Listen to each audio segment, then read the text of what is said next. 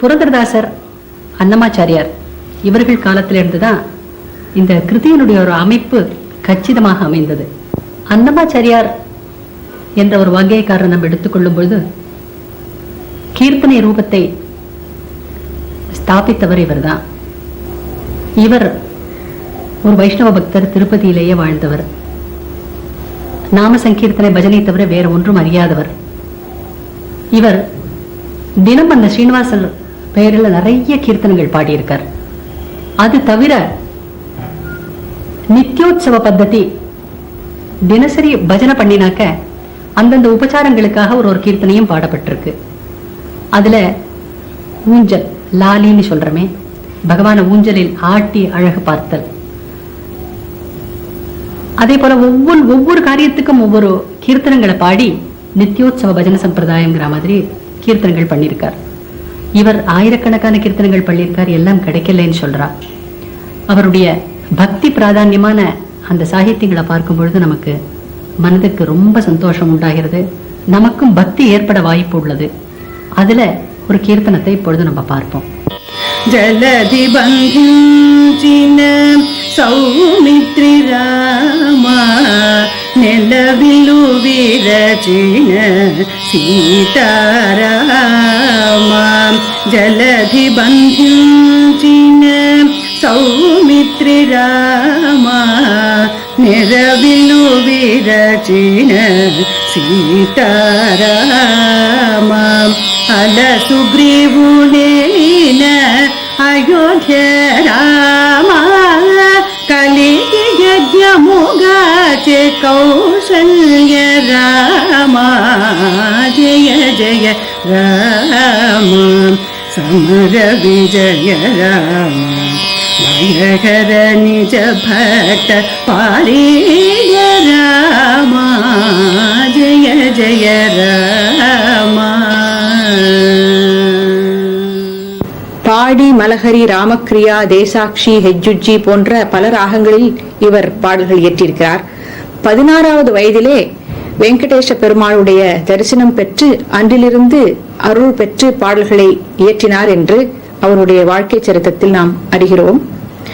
ராமாயணத்தை த்விபதி என்ற சந்தத்திலும், தெலுங்கில் 12 சதகங்களையும், வெங்கடாச்சல மகாத்மியம் என்ற சமஸ்கிருத நூலையும் இயற்றியதோடு 32,000 கீர்த்தனங்களை இவர் இயற்றியிருக்கிறார்.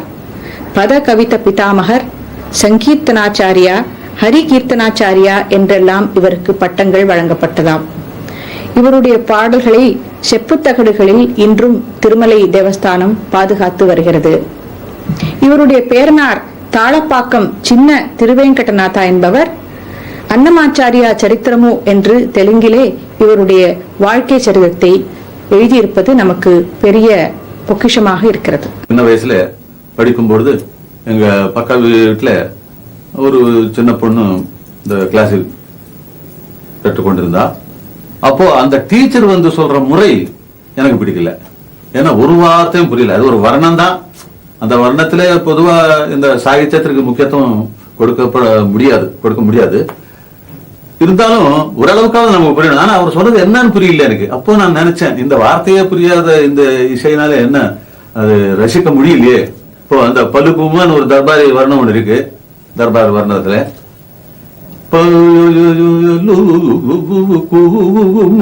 இப்படி இப்படி எல்லாம் பண்ணா மொத்தத்துல பலுக்குமுநாத்தோ என்ற ஒரு அந்த பாவம் அது சரியா வராது. அது வர்ணமாகட்டும் எதா இருந்த இசை என்ற முறையில அது சரியா அந்த சொல் நயத்துடனும் அந்த பாவத்துடனும் பாடினாதான் அதனுடைய ஒரு எஃபெக்ட் நமக்கு நல்லா தெரியும்.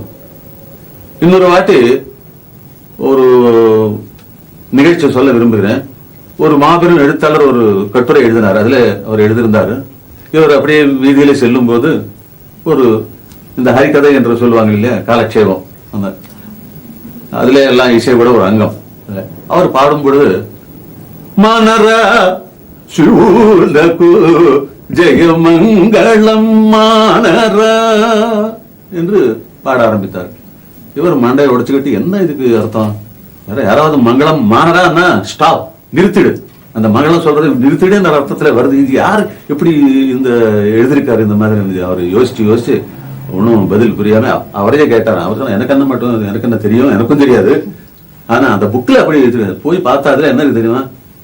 மா நரசிம்ஹுனகு ஜெயமங்கள மனரா, ஜெயமங்கலம் என்று சொல். அனரா அது அது கொஞ்சம் நெடில வந்த உடனே மானரான்னு வந்துடுச்சு. அது நிறுத்திடுன்னு அர்த்தம் வருது, ஆப்போசிட் மீனிங் வந்துடுது. சோ அது என்ன போச்சு, மா நர சிம்ஹுனக்கு பதிலா இவருக்கு கொஞ்சம் மூக்குற்றவரு மனர சிவனுக்கும் ஆகி போச்சு. சோ நரசிம்மனுக்கு போய் சிவனுக்கு வந்துடுச்சு. எல்லாம் அர்த்தமே தாறுமாறி போச்சு. இந்த மாதிரி வரும்பொழுது இந்த சாகித்யத்துக்கு இம்பார்ட்டன்ஸ் கொடுக்காம பாடும்போது என்ன ஆயிடுது, அந்த ரசம் முழுசா நம்மால அனுபவிக்க முடியாது. ஒரு சவுண்டு கேட்ட உடனே நமக்கு எத்தனையோ வித்தியாசங்கள் ஏற்படுதே. ஒருத்தர் ரொம்ப கோபிச்சுட்டு என்னையா சுத்தம் மடையனா இருக்க அப்படின்னு ஒரு வார்த்தையை கேட்ட உடனே, அந்த சவுண்டு கேட்ட உடனே நம்முடைய உள்ளத்துல எத்தனை ரியாக்ஷன் ஏற்படுது. அதே நேரத்தில் உங்களுக்கு வருமா சார் ரொம்ப பக்குவமா பேசுறீங்கள அப்படின்னு சொன்ன உடனே என்ன ஒரு ரியாக்ஷன் ஏற்படுது. தட் இஸ் பாவம். இந்த பாவத்தை எப்படி கொடுக்கிறது? இப்ப அந்த காலத்துல தியாகராஜ சுவாமிகள் ராமா நன்னு புரோவரா அப்படின்னு பாடி இருக்கிறார் அரிகாம்போதி ராகத்திலே. ரொம்ப அழகாக அவருக்கு எவ்வளவு கஷ்டம் இருந்தால் ராமா என்னை காப்பாத்தவான்னு கூப்பிட்டுருப்பார் அவரு. அது தெலுங்குல இருந்ததுனால தெலுங்கு புரிந்தவர்களுக்குத்தான் அந்த அர்த்தம் புரிய முடியும். தமிழ்ல நாம் பாடுவதனால தமிழை நன்றாக அர்த்தத்தை எல்லாம் புரிந்து கொண்டு அந்த பாவத்தோட பாடுகிறோம். தெலுங்கு கீர்த்தனைகள் எப்படி பாவத்தோட பாடுவது? ஆனா அந்த காலத்திலே ஹரிகாம்பதி ராகத்திலிருந்து பத்ததி மாறாம இருக்கணும். வருங்காலத்துல பாடக்கூடியவர்கள் இந்த முறை தவறி பாடிடக்கூடாது என்பதற்காக ஸ்வரப்படுத்தி வச்சு விட்டார்கள். இது எப்படி புஸ்தகங்கள்ல ஸ்வரப்படுத்தி எழுதுவாங்களோ அதே மாதிரி ஸ்வரப்படுத்தி குருகுல வாசத்தின் மூலமாக அப்படியே பாடாந்தரம் கொடுத்து வந்தார்கள். அது எப்படின்னா கமபம் மகாரி சாரிக ராம நன்னு புரோவர ரிகம ரிகம பதநீதவ மகரி பிரேமதோ லோக அபிராம நன்னு புரோவர அப்படின்னு பாடாந்தரம். ஹரிகாம்போதியிலிருந்து வேறு ஸ்வரங்கள் வந்துடக்கூடாது, மாறிடக்கூடாது என்பதற்காக அழகாக ஸ்வரப்படுத்தி வைத்தார்கள். சரி, வாஸ்தவம் தான். ஆனால் பாடகர்கள் என்ன செய்ய ஆரம்பித்தாங்க, அந்த சட்ட பிரகாரமே பாடணுங்கிறது பദ്ധதி தான் வைத்துக் கொண்டார்கள். ஆனால் அதனுடைய அர்த்தத்தை உணர்ந்து பாட முடியவில்லை. அது ஒரு சிலர் தான் பாட முடிஞ்சது. அவர்களுக்குத்தான் நிறைய புகழ் பெயர் எல்லாம் கிடைத்தது. அது சட்ட பிரகாரம்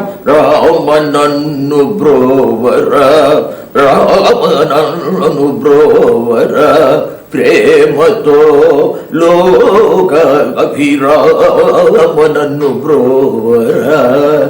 இதை கொஞ்சம் நினைச்சு பார்க்கிறது. ராமா என்னை காப்பாற்றவா அப்படின்னா எவ்வளவு கஷ்டம் இருந்தாலும் அந்த தியாகராஜ சுவாமிகள் அதை பாடியிருப்பார். அந்த பாவத்தை நம்ம மனசுல கொண்டாடணும். இல்ல இதே தமிழ்ல பாடுறதாக இருந்தால் என்ன நினைச்சுக்கிட்டு பாடுவோம்? ஏ ராமா, நான் ரொம்ப கஷ்டப்பட்டுக்கிட்டு இருக்கேன்ப்பா, என்னை காப்பாற்ற கூடாதா? இந்த பாவம் தானே டைலாக்ல வரும்.